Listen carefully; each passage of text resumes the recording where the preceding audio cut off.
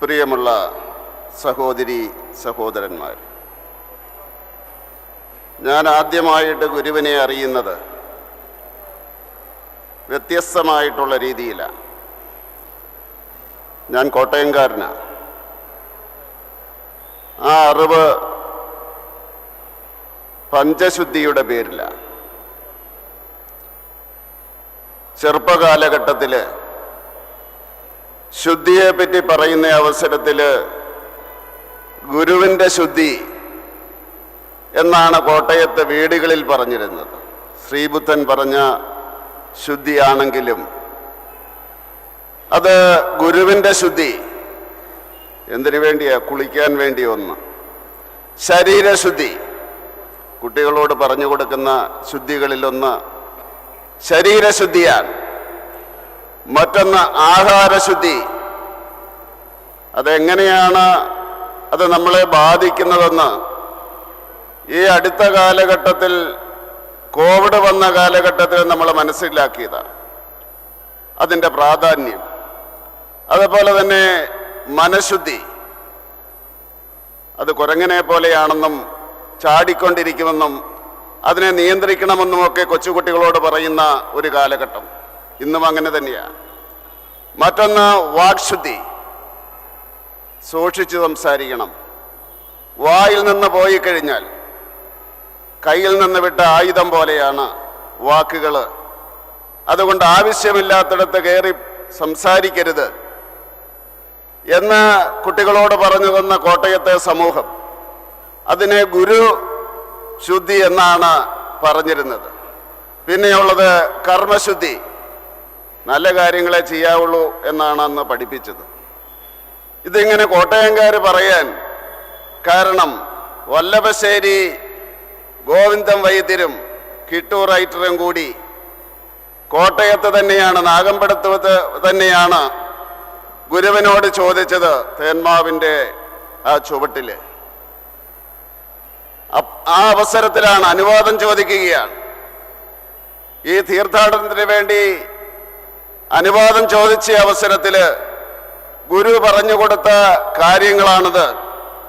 അത് ശ്രീബുദ്ധൻ്റെ ശുദ്ധിയാണ്, പഞ്ചശുദ്ധിയാണ് എന്ന് വളർന്നു കഴിഞ്ഞപ്പോഴാണ് എനിക്ക് മനസ്സിലായത്. കാരണം ആ ജീവിതത്തിൻ്റെ ഭാഗമായിട്ട് സമൂഹത്തെ എത്രമാത്രം ഗുരു സ്വാധീനിച്ചു എന്നുള്ളതിൻ്റെ വലിയ ഒരു ഉദാഹരണമായിട്ടാണ് എനിക്ക് തോന്നുന്നത്. പിന്നെ വളർന്നു കഴിഞ്ഞപ്പോഴാണ് ഇതുപോലെ തീർത്ഥാടനം അത് തുടങ്ങിയെന്നും അതിൻ്റെ അവസരത്തിൽ എന്താണ് വ്രതമെന്ന് ചോദിച്ചപ്പോൾ പറഞ്ഞു കൊടുത്ത കാര്യമാണ് ശ്രീബുദ്ധൻ്റെ പഞ്ചശുദ്ധി എന്ന് ഗുരു പറഞ്ഞതെന്നുമൊക്കെ പിന്നീട് ഹൈസ്കൂളും കഴിഞ്ഞ് കോളേജിലൊക്കെ എത്തിയ അവസരത്തിലാണ് കോട്ടയംകാരനായ ഞാൻ മനസ്സിലാക്കിയത്.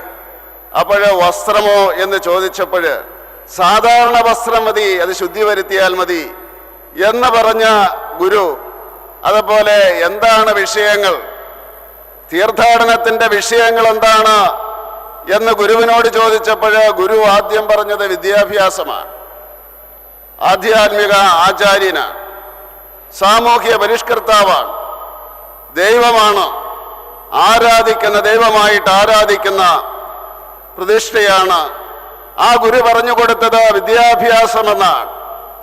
ആ വിദ്യാഭ്യാസം ഗുരുവിലൂടെ നമുക്ക് ലഭിച്ചതുകൊണ്ടായിരിക്കാം നമ്മുടെ വിദ്യാഭ്യാസ നിലവാരത്തിന്, നമ്മുടെ കുട്ടികളുടെ വിദ്യാഭ്യാസ നിലവാരത്തിന് ഇന്നൊരു കോട്ടവുമില്ല. അത് നമ്മളെല്ലാവരും ആത്മാർത്ഥമായിട്ട് ഉറക്കെ പറയേണ്ടതാണ്. വിദ്യാഭ്യാസ നയങ്ങൾക്ക് കോട്ടമുണ്ടാകാം, അല്ലെങ്കിൽ അപജയമുണ്ടാകാം.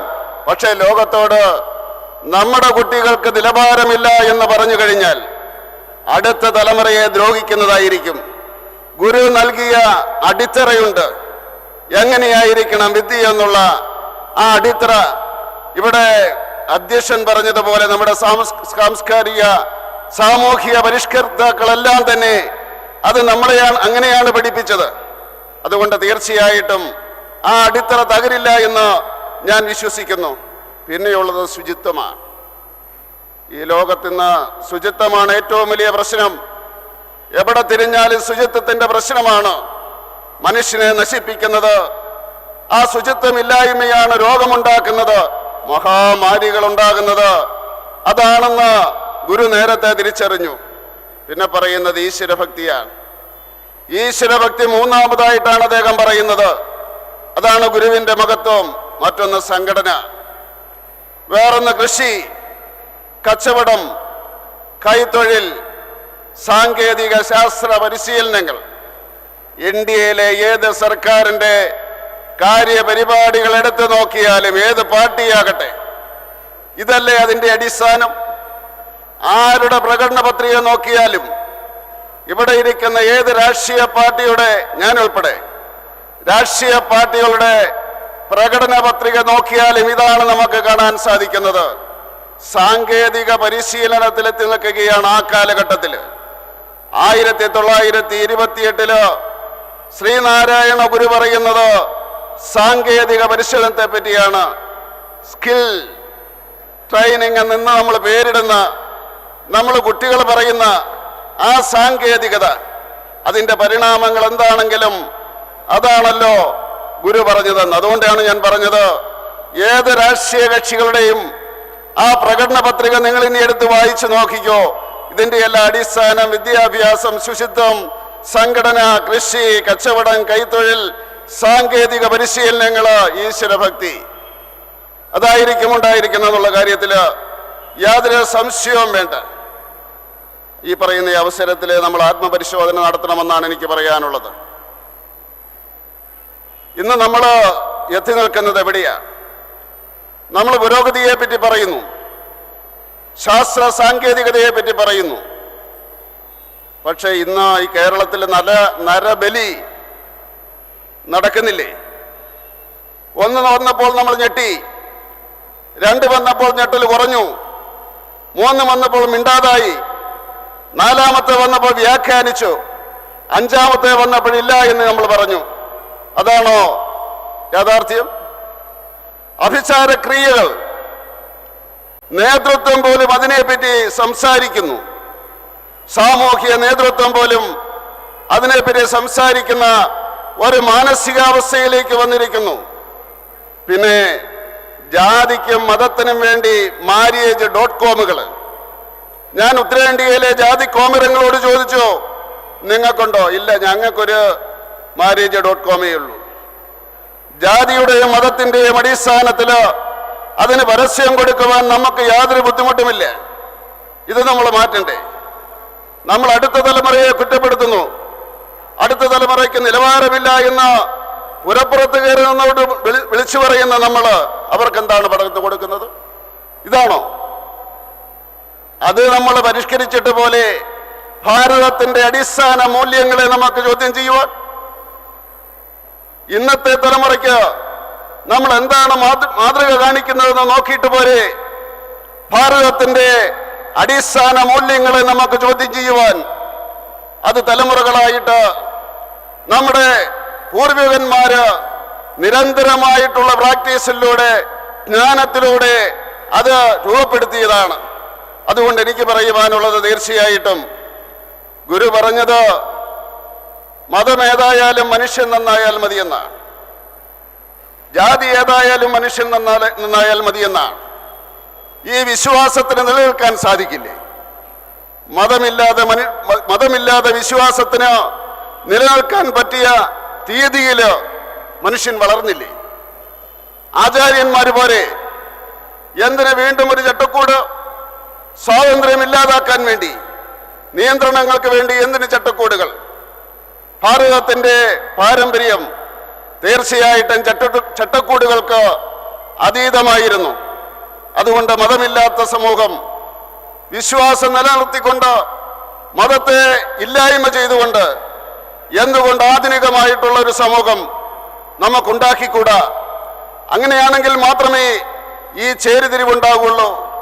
എന്തിനു വേണ്ടിയാണോ ഗുരു നിലനിന്നത്? അടിസ്ഥാന വർഗത്തിന്റെ തൻ്റെ മതത്തിലെ ആ അടിസ്ഥാന വർഗത്തിന്റെ സ്വാതന്ത്ര്യത്തിന് വേണ്ടിയാണ് നിലകൊണ്ടത്. തൊട്ടുകൂടായ്മയ്ക്കെതിരെ, തീണ്ടിക്കൂടായ്മയ്ക്കെതിരെ, ആ മാറ്റി നിർത്തലിനെതിരെയല്ലേ പടപൊരുതിയത്? അപ്പൊ അതുകൊണ്ട് തീർച്ചയായിട്ടും നമ്മൾ ചിന്തിക്കേണ്ടത് ഇന്നത്തെ തലമുറക്ക് നമുക്ക് എന്തു കൊടുക്കുവാൻ സാധിക്കും, ഉപദേശം എന്തു കൊടുക്കാൻ സാധിക്കുമെന്നാണ്. ഈ പറഞ്ഞ കാര്യങ്ങളെന്ന് കേരളത്തിൽ നടക്കുന്ന കാര്യങ്ങളാണ്. അത് നമ്മൾ ഇല്ല എന്ന് നടിച്ചിട്ട് കാര്യമില്ല. തീർച്ചയായിട്ടും അതിനെയാണ് നമ്മൾ അഭിസംബോധന ചെയ്യേണ്ടത്. അല്ലാതെ നമ്മുടെ പാരമ്പര്യത്തെ ചോദ്യം ചെയ്യുകയല്ല വേണ്ടത്. നമ്മുടെ പാരമ്പര്യം അടുത്ത തലമുറയ്ക്ക് കൊടുക്കുവാൻ വേണ്ടിയാണ് ശ്രമിക്കേണ്ടത് എന്നാണ് എനിക്ക് പറയുവാനുള്ളത്. ഇത് സംബന്ധിച്ച് എനിക്ക് മറ്റൊരു കാര്യം പറയുവാനുള്ളത്, പാശ്ചാത്യമായിട്ടുള്ള ചിന്തകൾ അതൊന്നും ഉയർത്തിപ്പിടിച്ചുകൊണ്ട് അതിൻ്റെ അടിമകളായിട്ട് മാറുന്ന ഭാരതീയ സമൂഹത്തിൽ തീർച്ചയായിട്ടും അതിന് തുല്യമായിട്ടുള്ളൊരു ചിന്ത മുന്നോട്ട് വെക്കാൻ സാധിച്ച ഗുരുവിൻ്റെ ആശയങ്ങൾ ഇന്ന് ലോകം അംഗീകരിക്കുകയാണ്. പാശ്ചാത്യമായിട്ടുള്ള ചിന്തകളും ആചാരങ്ങളുമെല്ലാം ഗുരുവിൻ്റെ ചിന്തകളെ അംഗീകരിക്കുന്നു. പൗരസ്യമായിട്ടുള്ള ചിന്തകളിൽ ഒരു ജ്യോതിർഗോളമായിട്ട് ഗുരു മാറുന്നു, അംഗീകരിക്കുന്ന അവസ്ഥയിലേക്ക് വരുന്നു. അവരെ അനുകരിക്കുന്നത് മാത്രമല്ല, നമ്മളെയും അനുകരിക്കണമെന്ന് അവർക്ക് തോന്നുന്ന ഒരവസ്ഥയിലേക്ക് സമൂഹത്തെ മാറ്റുവാൻ, ലോകത്തെ മാറ്റുവാൻ ഗുരുവിന് സാധിച്ചു എന്നുള്ളതാണ് സത്യം. ഗുരുവിൻ്റെ ആശയങ്ങൾക്ക് സാധിച്ചു എന്നുള്ളതാണ് ഈ കഴിഞ്ഞ വർഷത്തെ 2024 പ്രത്യേകത എന്ന് പറഞ്ഞുകൊണ്ട് തീർച്ചയായിട്ടും ഗുരുവിൻ്റെ ആശയങ്ങൾ പ്രചരിപ്പിക്കുവാനും അത് ഉൾക്കൊള്ളുവാനും നമുക്ക് സാധിക്കട്ടെ എന്ന് ആശംസിച്ചുകൊണ്ട് ഈ സമാപന സമ്മേളനം ഉദ്ഘാടനം ചെയ്തുകൊണ്ട് ഞാൻ എൻ്റെ വാക്കുകൾ ഉപസംഹരിക്കുന്നു. നന്ദി, നമസ്കാരം. അടുത്തതായി നമ്മുടെ വിശിഷ്ടാതിഥിയായി എത്തിച്ചേർത്ത്